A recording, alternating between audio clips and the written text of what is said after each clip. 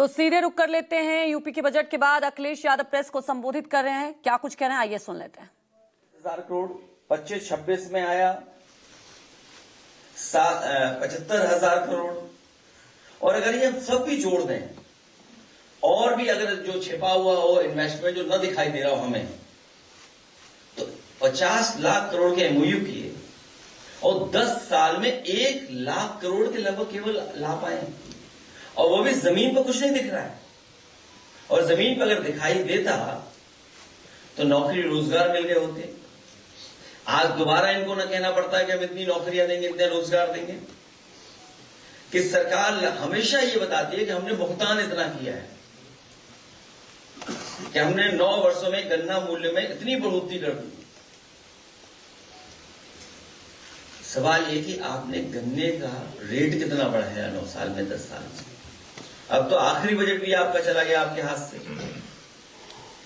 और फिर जो डील में ढील छूट दी गई है, उसके बाद हमारे किसानों पे कितना बड़ा संकट आने वाला है, उसकी तैयारी क्या की उत्तर प्रदेश की सरकार ने।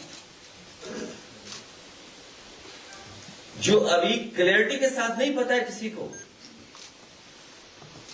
खबरें आ रही है कि बहुत सी चीजें आएंगी, एग्रीकल्चर प्रोडक्ट्स आएंगे, फीड आएगा, एनिमल फीड आएगा। तो हमारे उत्तर प्रदेश में ही grassland and fodder research institute है, उसका क्या होगा?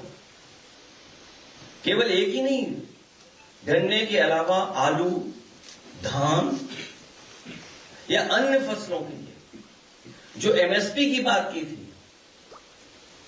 जो गारंटी देनी थी, लीगल गारंटी एमएसपी की, वो आखिरकार सरकार ने कहां दे पाई। और आय दोगुनी कर देंगे।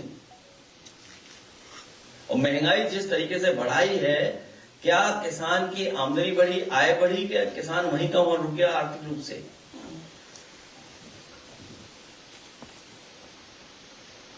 डबल इंजन के लोग दोगुनी आय कर रहे थे।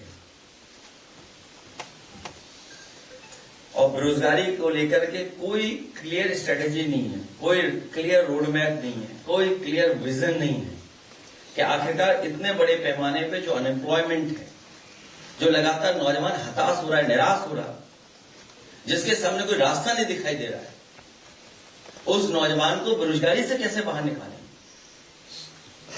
जब आपका इन्वेस्टमेंट आया नहीं, आपने अपनी तरफ से कोई बड़ा फैसला लिया नहीं बेरोजगारी दूर करने के लिए, तो आखिरकार इतने बड़े पैमाने पे जो बेरोजगारी, इसको कैसे दूर करोगे आप?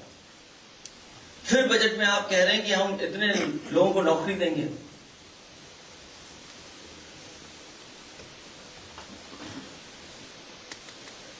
एमएसएमई को लेकर के